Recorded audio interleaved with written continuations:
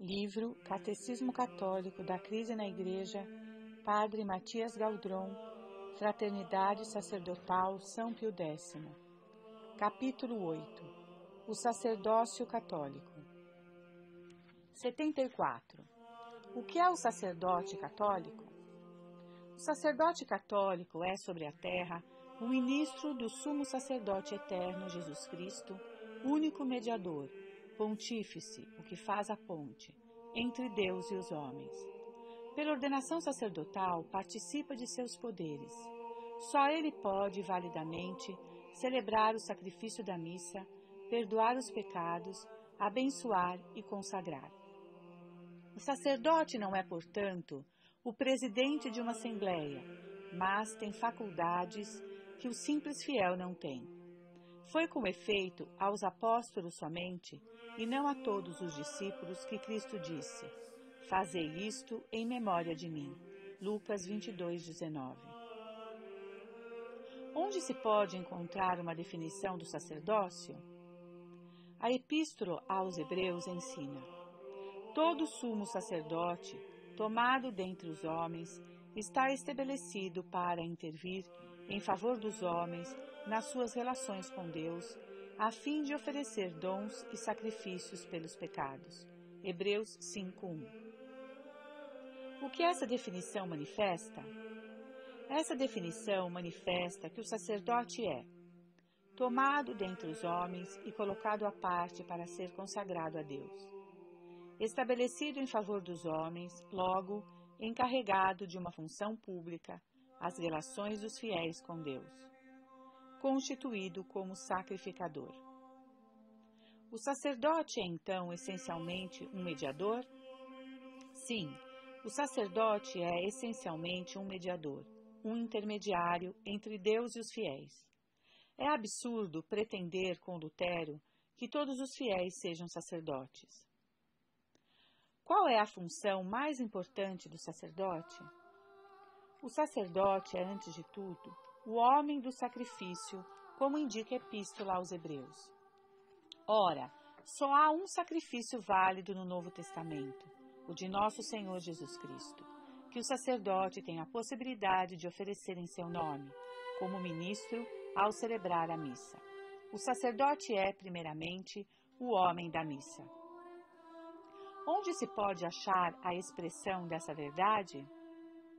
No rito da ordenação, o bispo diz ao novo ordenado, quando lhe dá o cálice e a patena: recebe o poder de oferecer a Deus o sacrifício e de celebrar a missa, tanto pelos vivos quanto pelos mortos. Pontifical Romano. Por que insistir tanto sobre esse nexo entre o sacerdote e o sacrifício? O sacerdócio católico sofreu, desde o Concílio Vaticano II, uma verdadeira crise de identidade. Muitos sacerdotes não sabem mais o porquê de terem sido ordenados. Somente se pode sair dessa crise insistindo sobre o essencial.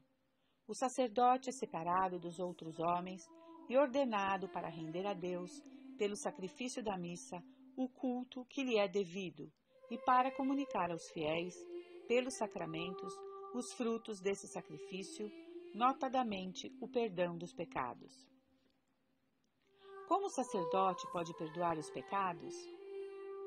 O poder de perdoar os pecados foi dado por Cristo aos apóstolos e a seus sucessores depois de sua ressurreição. Jesus lhes disse: a paz esteja convosco. Assim como o Pai me enviou, eu também vos envio. Depois dessas palavras, soprou sobre eles e disse-lhes: recebei o Espírito Santo. Os pecados serão perdoados àqueles a quem os perdoardes, serão retidos àqueles a quem os retiverdes. João 20, 21, 22. Quem ataca hoje o sacerdócio católico? O sacerdócio católico é infelizmente atacado no seio mesmo da Igreja e por sacerdotes. Um sacerdote, o padre Peste, não hesita em escrever: muitas coisas que nos parecem hoje evidentes eram desconhecidas das primeiras comunidades cristãs. Não havia nem papa, nem bispos, nem sacerdotes, nem ordens maiores, nem ordens menores. Não havia nexo entre a validade da missa ou da absolvição de alguns doentes, de algumas ordens. Esses ataques contra o sacerdócio católico são novos? Essas afirmações heréticas não têm nada de original, pois os protestantes diziam já a mesma coisa no século XVI. O Concílio de Trento condenou-lhes solenemente os erros.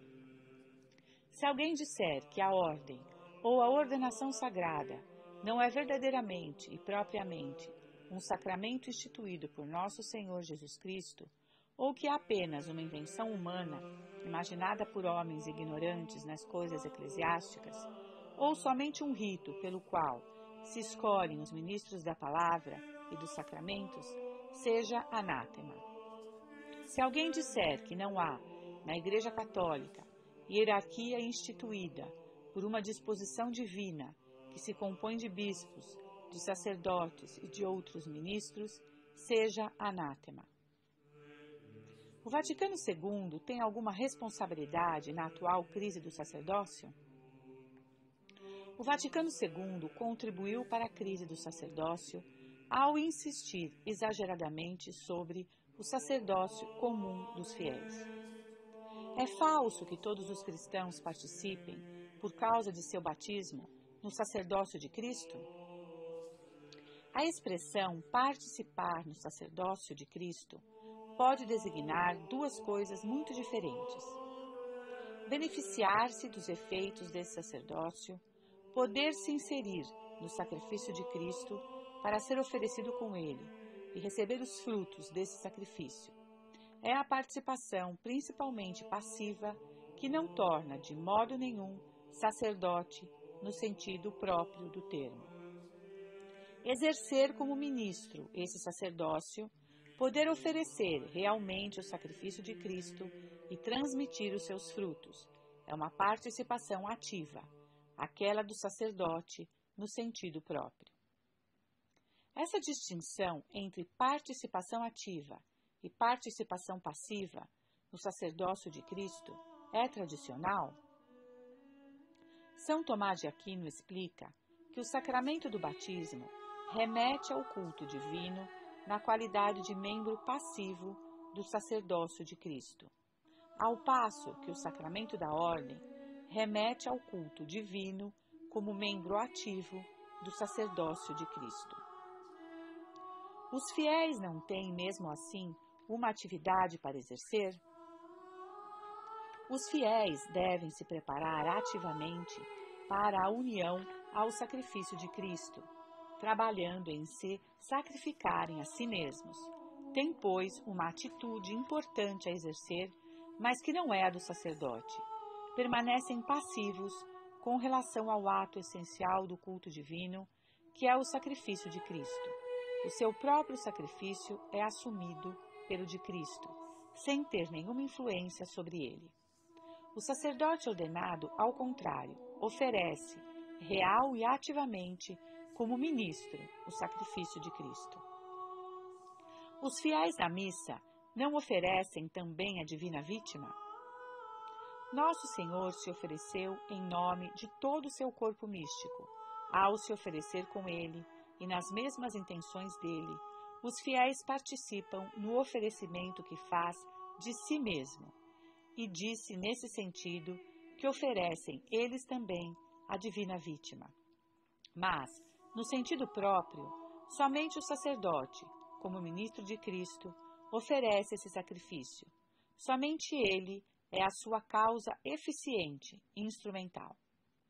O Papa Pio XII relembrou essas verdades na encíclica Mediator Dei, em 1947. Pode-se dizer que os fiéis exercem algum sacerdócio? No sentido próprio, é falso que os fiéis exerçam um sacerdócio. O verbo exercer indica uma ação, e os fiéis apenas se beneficiam passivamente do sacerdócio de Cristo. Entretanto, é às vezes permitido falar por imagens. Disse, por exemplo, de um homem corajoso que é um leão, ou de um cristão que vive como asceta, que é um verdadeiro monge. É um modo de dizer que não é falso, com a condição de que seja tomado pelo que é, um simples modo de dizer, uma metáfora, uma imagem, e não uma definição exata. O mesmo se dá com o que se chama, às vezes, sacerdócio dos fiéis. Como todo cristão é chamado a render um certo culto a Deus e a fazer sacrifícios que deverão estar inseridos no de Cristo, pode-se dizer, visto sob esse ângulo, que age como um sacerdote. O sacerdócio dos fiéis não tem um fundamento na Sagrada Escritura? O sacerdócio dos fiéis tem por fundamento alguns textos da Sagrada Escritura que são precisamente metáforas. Assim, São Pedro compara os cristãos às pedras vivas de um templo e a um sacerdócio real. São imagens expressivas, mas são imagens, como o próprio contexto indica. Como o Vaticano II insistiu exageradamente sobre o sacerdócio comum dos fiéis, o Vaticano II insistiu exageradamente sobre o sacerdócio comum dos fiéis na estrutura mesma de sua Constituição Lumen Gentium sobre a Igreja. Antes de falar da hierarquia e do sacerdócio no sentido próprio, a Constituição Conciliar trata do povo de Deus e de seu sacerdócio universal. Capítulo 2. É apenas depois, capítulo 3, ao falar das vocações particulares e das funções no seio da Igreja, que trata do sacerdócio ministerial como de uma forma especial do sacerdócio universal, de que o laicato, capítulo 4, seria este também uma forma particular. O que significa essa ordem de exposição escolhida por Lumen Gentium? A ordem escolhida por Lumen Gentium é, na realidade, uma grande desordem, já que coloca no mesmo plano o sacerdócio em sentido próprio e o sacerdócio em sentido metafórico, como se tratasse de duas espécies de um mesmo gênero. É evidentemente contribuir para confundir tudo. A insistência exagerada do Vaticano II sobre o sacerdócio comum dos fiéis teve consequências? A insistência exagerada do Vaticano II sobre o sacerdócio comum dos fiéis foi difundida no mundo inteiro pelo ensinamento e pela pregação, mas também pela Missa Nova, 1969, pelo Novo Código de Direito Canônico, 1983, e pelo Novo Catecismo, 1992. Teve, pois, imensas consequências. Como a Missa Nova insiste sobre o sacerdócio comum dos fiéis? Uma das ideias mestras da Missa Nova foi precisamente manifestar que a liturgia é a ação de todo o povo de Deus e não só do clero. Era preciso promover a participação ativa dos fiéis. Ora, essa expressão é ambígua, como já se viu. Os fiéis devem ativamente dispor-se a estar unidos ao sacrifício de Cristo, mas permanecem essencialmente passivos com relação a esse sacrifício, cujo único sacerdote é o ministro. De fato, em vez de favorecer a participação espiritual e sobrenatural dos fiéis, a nova liturgia insiste em sua participação exterior e confia-lhes funções antigamente reservadas aos ministros consagrados, leitura e etc. O padre é muito mais o delegado e o animador da Assembleia do que o ministro de nosso Senhor Jesus Cristo.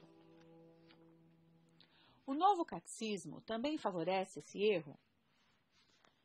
O Novo Catecismo da Igreja Católica, 1992, retoma as ideias do Vaticano II. Afirma assim: a Assembleia inteira é liturgo, cada um segundo sua função. Capítulo 1144.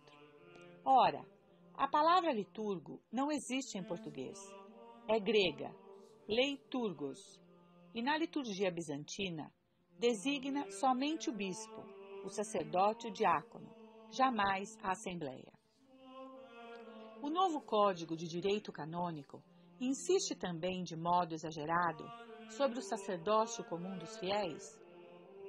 O novo Código de Direito Canônico, 1983, foi apresentado por João Paulo II como um grande esforço para traduzir em linguagem canônica a doutrina mesma da eclesiologia conciliar, e notadamente a doutrina segundo a qual todos os membros do povo de Deus, cada um segundo sua modalidade, participam na tripla função de Cristo, as funções sacerdotal, profética e real.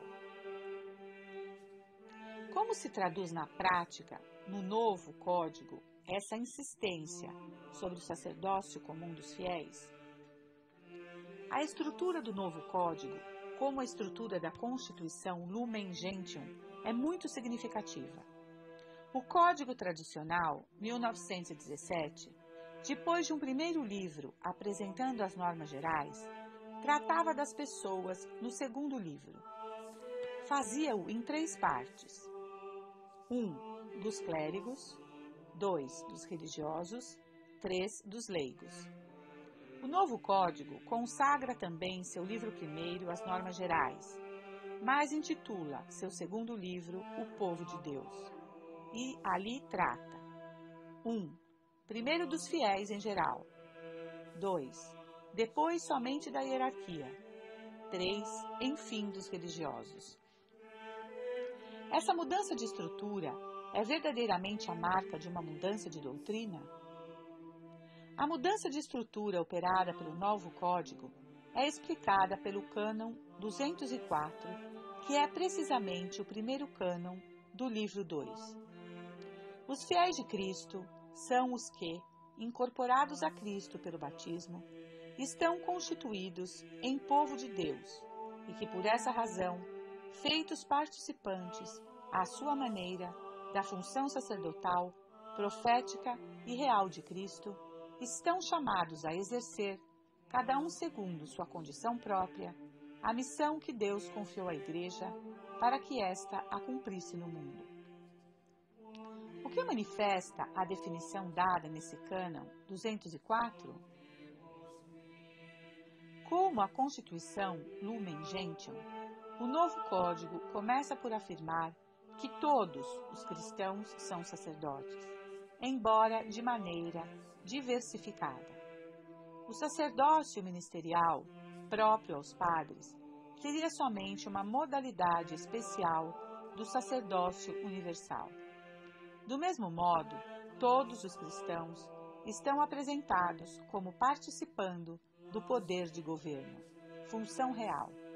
O papel da hierarquia é apresentado só em seguida, como um serviço prestado à comunidade. Essa nova maneira de apresentar as coisas opõe-se verdadeiramente à tradição? Basta comparar com o ensinamento de São Pio X.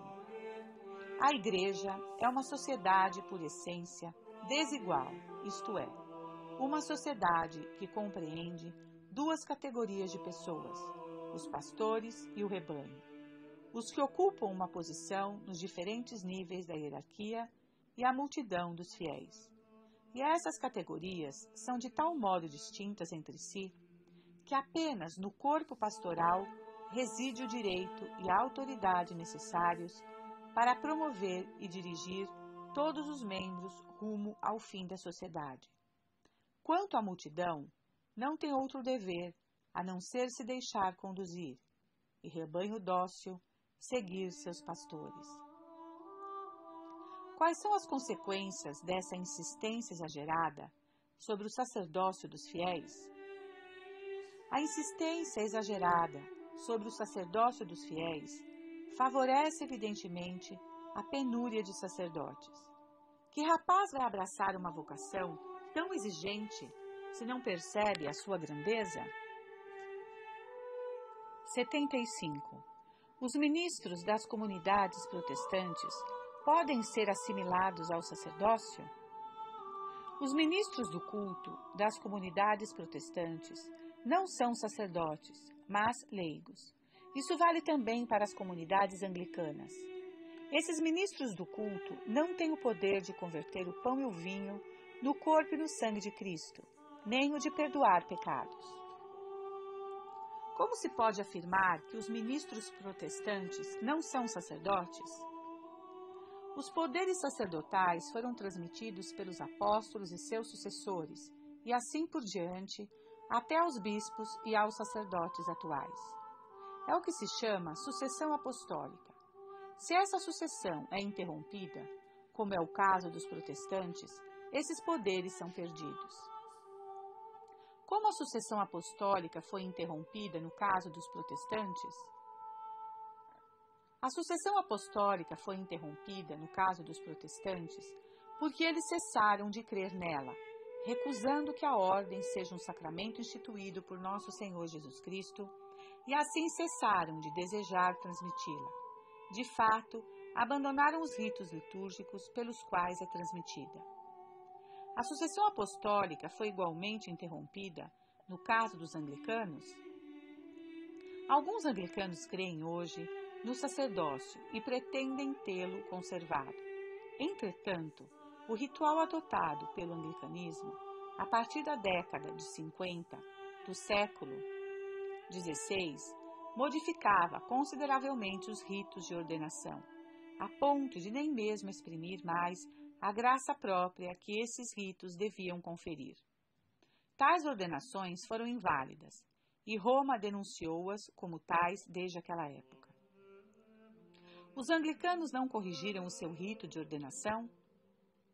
Mesmo supondo que essas mudanças fossem satisfatórias, de toda maneira, vieram tarde demais. A hierarquia já tinha desaparecido. Nemo dat quo non habet, diz o adágio.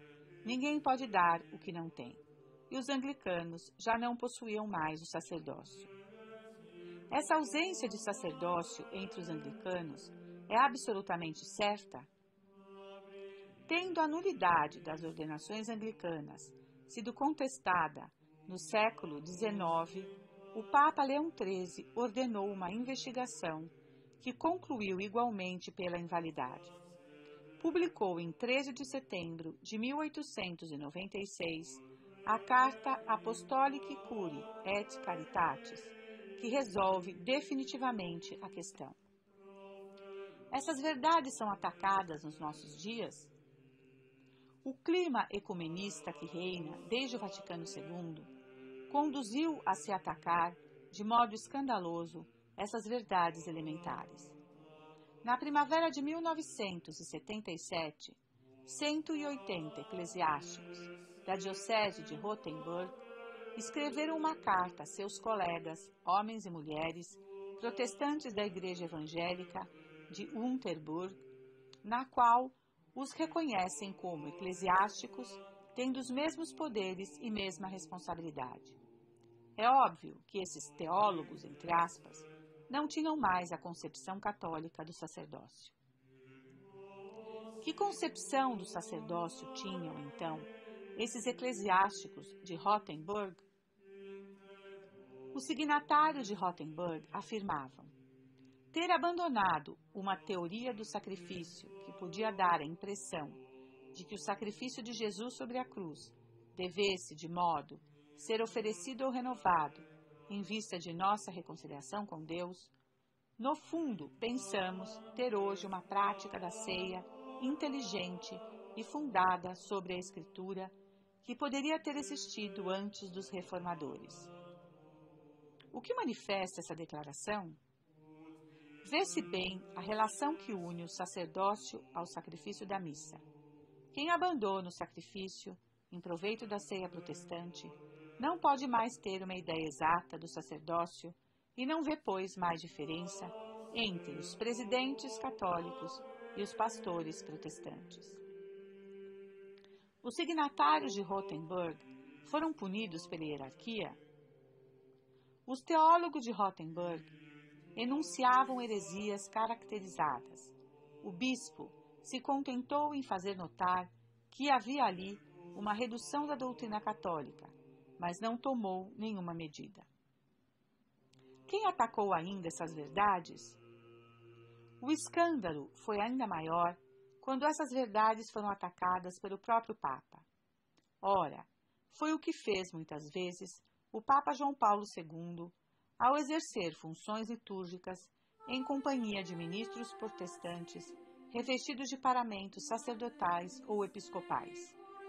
Em 29 de maio de 1982, notadamente deu a bênção, ao mesmo tempo em que o Monsenhor Runcie, arcebispo anglicano de Canterbury, munido de suas insígnias pontificais. Quanto ao cardeal Ratzinger, presidiu em 3 de fevereiro de 1998, em Hamburgo, vésperas ecumênicas, em companhia de uma episcopisa protestante revestida com uma estola. 76. Uma mulher pode ser ordenada sacerdotisa? Somente um homem, indivíduo do sexo masculino, batizado, pode receber validamente a ordenação sacerdotal. Isso decorre claramente da Sagrada Escritura, da tradição e do magistério da Igreja. Do fato de que a Igreja não possui nenhum poder sobre as condições essenciais dos sacramentos, decorre que não pode autorizar a ordenação de mulheres. Seria de todo modo inválida. Como se sabe que somente um homem, indivíduo do sexo masculino, pode ser validamente ordenado sacerdote?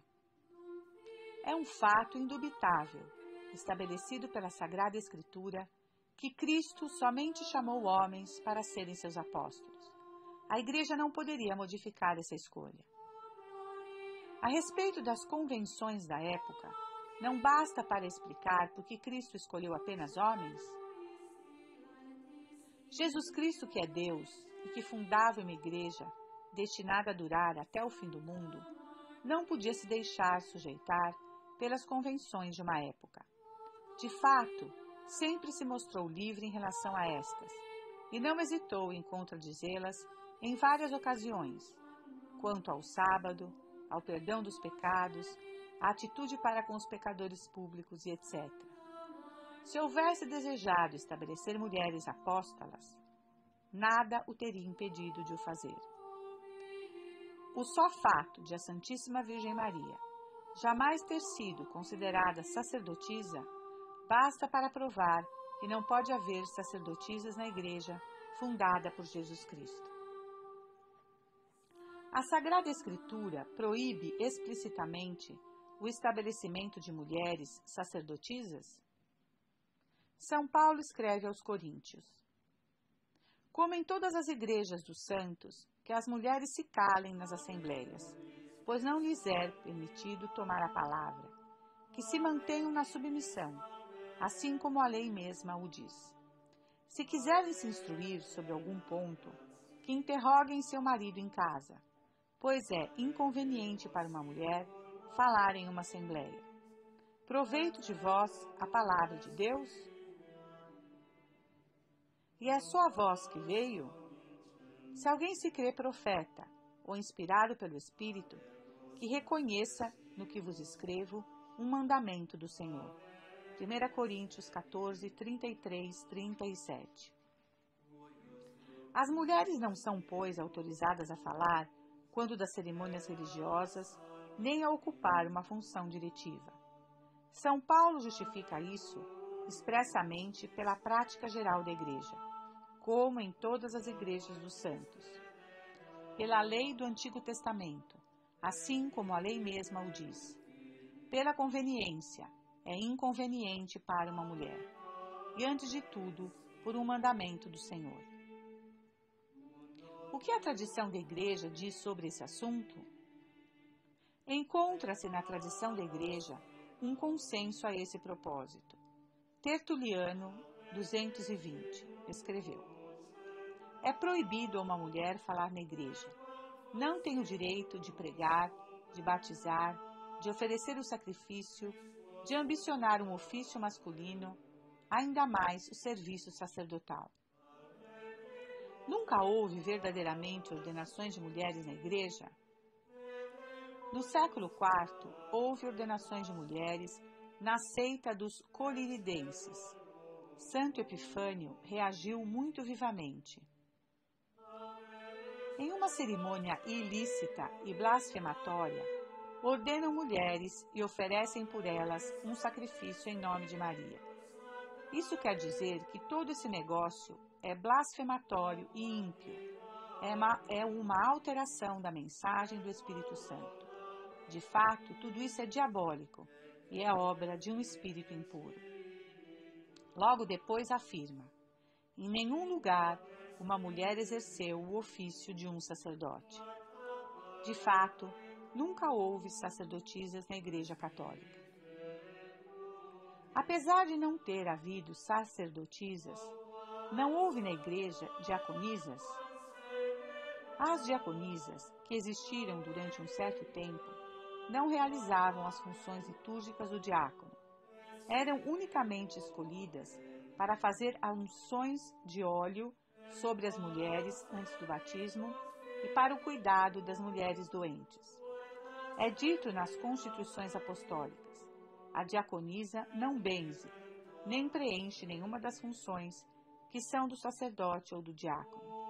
Ela faz somente o ofício de portadora e ajuda os sacerdotes, quando dos batismos de mulheres, por uma razão de decência. Existem documentos recentes sobre a impossibilidade da ordenação de mulheres? Retomando o ensinamento dos diferentes sínodos, o Código de Direito Canônico enuncia o princípio: somente um homem, vir, batizado, recebe validamente a ordenação sagrada. Em sua carta apostólica, Ordinatio Sacerdotalis, de 22 de maio de 1994, João Paulo II também lembrou a doutrina tradicional. A fim de que não subsista nenhuma dúvida sobre uma questão de grande importância, que concerne a própria constituição divina da Igreja, eu declaro, em virtude de minha missão de confirmar meus irmãos, Lucas 22:32, que a Igreja não tem, de nenhuma maneira, o poder de conferir a ordenação sacerdotal a mulheres e que essa posição deve ser definitivamente mantida por todos os fiéis da Igreja.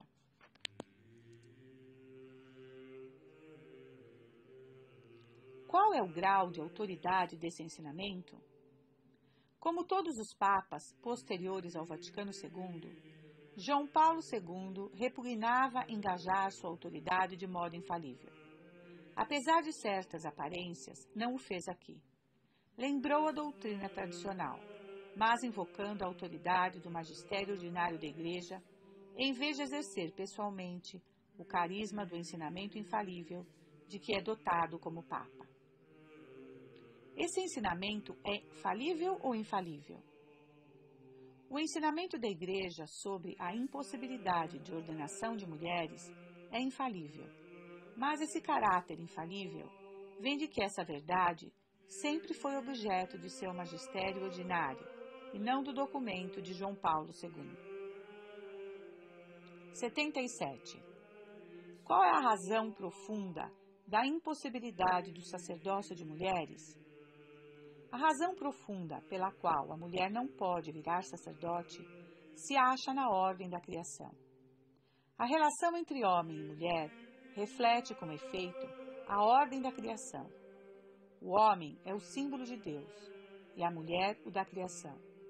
Por conseguinte, a mulher, por sua natureza, não é capaz de ser o representante autorizado de Deus. E tal posição não é discriminatória para com as mulheres?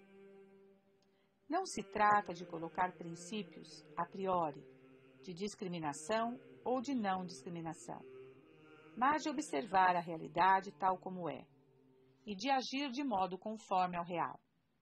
Só uma atitude ideologizada se recusa a ver a diferença que existe entre os sexos. Em que essas diferenças entre o homem e a mulher interessam para o culto divino? Para quem tem um olhar sem a priori, é claro que o homem tem uma índole mais ativa, produtor e realizador. É a ele que cabe agir sobre o mundo e transformá-lo. Também é a ele que cabe o papel de governar e de dirigir a sociedade. A mulher, ao contrário, tem uma índole mais passiva e receptora. Seu domínio é, antes de tudo, o círculo restrito da família e dos filhos. Seu papel é mais o de ser dirigida do que o de dirigir. É por isso que São Paulo diz: o homem é a cabeça da mulher. Efésios 5:23. É também por esta razão que Deus, na Sagrada Escritura, é representado com os traços de um homem. Deus transcende a distinção de sexos. Não é em si nem masculino nem feminino. Não poderia ser representado também com a figura de uma mulher? Na verdade, na Sagrada Escritura, Deus é representado com traços masculinos. É pai e esposo do povo escolhido. É opor-se à revelação e é parodiar o Evangelho de forma blasfematória, rezar, Mãe Nossa, como se faz em alguns lugares.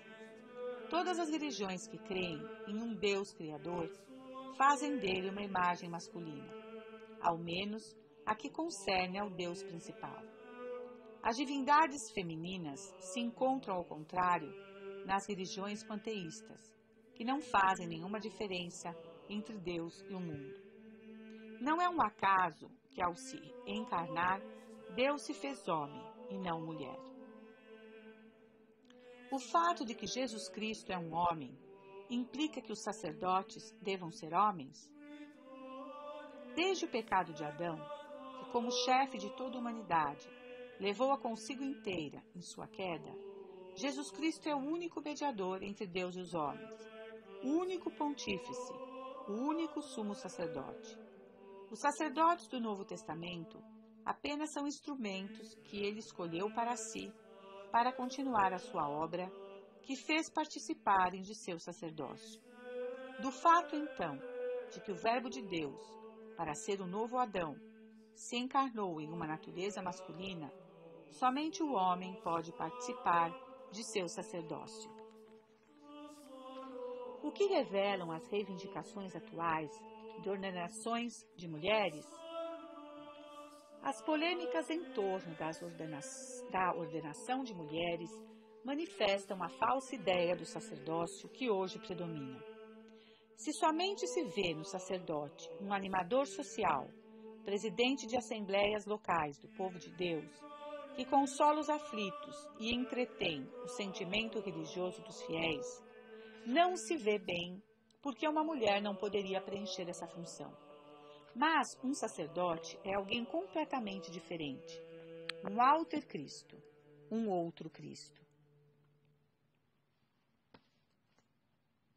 78. Não se pode acusar a Igreja de manter a mulher num estado de inferioridade? A mulher era mantida num estado de inferioridade no paganismo. É ainda o caso hoje no judaísmo e no Islã. O cristianismo, ao contrário, devolveu a nobreza à mulher. Ela goza da mesma dignidade que o homem, de quem ela é, especialmente no matrimônio, a companheira e não a serviçal. Mas isso não exclui que ela seja diferente dele e que tenha outros ofícios a cumprir. Não se diz que o homem simboliza o Criador e a mulher a criação? Trata-se aqui, como a palavra indica, de um simples símbolo. Em sua natureza, o homem é tão criatura quanto a mulher, e deve, assim como ela, aprender a obediência e a submissão. Como a Igreja devolveu à mulher a sua dignidade? A Igreja Católica honra a mulher sem medida na pessoa de Maria, Virgem e Mãe de Deus. A Igreja a venera como rainha de todos os santos, elevada acima de toda criatura, apóstolos, bispos, papas e mesmo anjos de toda a natureza. A honra rendida a Maria, naturalmente, recai sobre todas as mulheres, na medida em que elas se assemelham a Maria. O que se pode destacar sobre o tópico da honra tributada à Santíssima Virgem? O principal título de glória de Maria, aquele que lhe permite ser honrada acima de toda criatura, é especificamente feminino. Ela é mãe de Deus e mãe de todos os homens, enquanto estes são chamados a se incorporar a seu Filho Jesus Cristo. Diferentemente das feministas, a Igreja exalta a mulher na linha de sua especificidade feminina e não a negando. Por outro lado, Maria não é sacerdotisa. O Papa Inocêncio III escreveu sobre o assunto ao bispo de Burgos. Apesar de a Virgem Maria ser superior a todos os apóstolos tomados em conjunto, não foi a ela, mas a eles, que o Senhor confiou as chaves do reino dos céus. O que se pode dizer do feminismo contemporâneo? Na sua pretensa emancipação da mulher, o feminismo contemporâneo manifesta na realidade o maior desprezo pela mulher, já que deseja conformá-la ao modelo masculino, em vez de desenvolver os valores propriamente femininos. De fato, a mulher se encontra, então, em desvantagem. Uma mulher será sempre mal um homem. 79. Por que a Igreja exige o celibato dos sacerdotes? Por ser um outro Cristo, o sacerdote deve pertencer inteiro a Deus e a nosso Senhor Jesus Cristo, como sobe ao altar a cada dia, para oferecer o sacrifício do amor divino, deve ele também oferecer seu coração a Deus com o amor indiviso. Uma razão suplementar é que o sacerdote deve estar à disposição de todas as almas, como pai e como irmão de todos, o que não seria possível se devesse tomar conta de sua própria família. O sacerdote católico assemelha-se perfeitamente a Jesus Cristo, que ele mesmo não foi casado e viveu inteiramente no amor de seu Pai e das almas imortais. Existem outras razões que requerem o celibato do sacerdote? Pode-se destacar que Nosso Senhor, que era virgem, quis que São José e Nossa Senhora, com quem viveu 30 anos, fossem ambos virgens, que seu precursor, São João Batista, fosse virgem, que seu discípulo bem-amado São João fosse também virgem. Pode-se daí tirar a regra de que é preciso ser virgem para se aproximar mais perto de Nosso Senhor. Ora, o sacerdote é o ministro da Santa Eucaristia. O celibato não é um grande sacrifício para o sacerdote? O celibato é sem dúvida um sacrifício, mas o sacrifício é a lei da vida natural. Não se pode escolher nada sem, por este mesmo fato, renunciar a outra coisa. E ainda mais, da vida e da fecundidade sobrenaturais. Do mesmo modo que Cristo resgatou o mundo por sua paixão, assim o sacerdote somente poderia fazer muito pela Igreja e pela salvação das almas se viver uma vida de sacrifício. Nossa época, que se inclina a ver no amor humano, na sexualidade, as únicas alegrias da vida, tem justamente a maior necessidade do exemplo de sacerdotes e de religiosos que lhe lembrem os valores e os ideais superiores. 80. O celibato não é uma coerção antinatural e desumana? Segundo o ensinamento do Novo Testamento, o celibato vivido por causa de Deus é um ideal elevado. Cristo diz que, além dos que são incapazes de se casarem, há aqueles de que se abstêm do casamento, em vista do reino dos céus. Mateus 19, 12. Que aquele que puder compreender, compreenda. O casamento não é, todavia, uma imagem da união da alma com Deus? O casamento é uma imagem do amor que deve existir entre Deus, ou Cristo, e a alma. Mas é apenas uma imagem, não a realidade. É por isso que o casamento é dissolvido pela morte. No céu, não haverá mais casamento. Mateus 22, 30. Todos viverão somente no amor de Deus, que é já, para as almas consagradas, o único amor. O celibato é, pois, uma antecipação do que será a vida na eternidade. O casamento não responde profundamente às necessidades da natureza humana? A natureza humana dá também ao homem uma inteligência e uma vontade livre, que lhe permitem dominar suas paixões e, em certas circunstâncias, combatê-las em prol de um ideal mais elevado. O animal não o pode, age sempre segundo os seus instintos. Mas o homem pode, e frequentemente deve, renunciar em prol de um bem maior à satisfação de suas paixões sensíveis. Se não o faz, rebaixa-se ao nível dos animais. Por que não se encontra o celibato absoluto dos sacerdotes fora da Igreja Católica?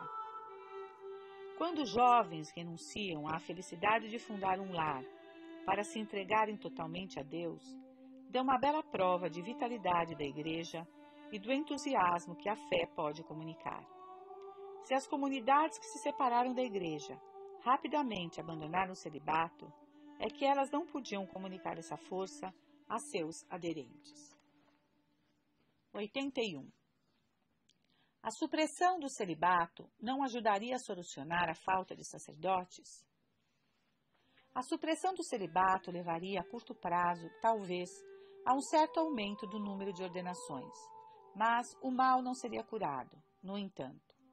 Haver-se-ia somente capitulado diante deste. Seriam então ordenados muitos que não seriam verdadeiramente chamados por Deus ou que não teriam usado suficientemente os meios para responder ao seu chamado. É preciso, isso sim, perguntar-se por que antigamente havia homens prontos o bastante para fazer o sacrifício do celibato, enquanto hoje já não é mais o caso? O celibato não permanece, contudo, sendo uma barreira? O celibato é uma barreira bem útil para aqueles que não são chamados. Sem ele, muitos homens aspirariam ao sacerdócio por razões fúteis, um posto de trabalho estável, que goza de uma boa reputação, ascensão social, é o caso em vários países do terceiro mundo, etc. Para o maior bem da Igreja e dos fiéis, essas pessoas são mantidas longe do sacerdócio, ao menos em grande parte, pela obrigação do celibato. 82. O celibato é de origem apostólica? O celibato é de origem apostólica. É, no mínimo, muito provável. Foi, por conseguinte, a regra na Igreja desde o início. Os homens casados puderam, nos primórdios da Igreja, virar sacerdotes e bispos, mas deviam, depois de sua ordenação, se abster do casamento. Se podiam ainda coabitar com suas esposas, era apenas como irmãos. São Paulo não fala explicitamente da mulher do bispo?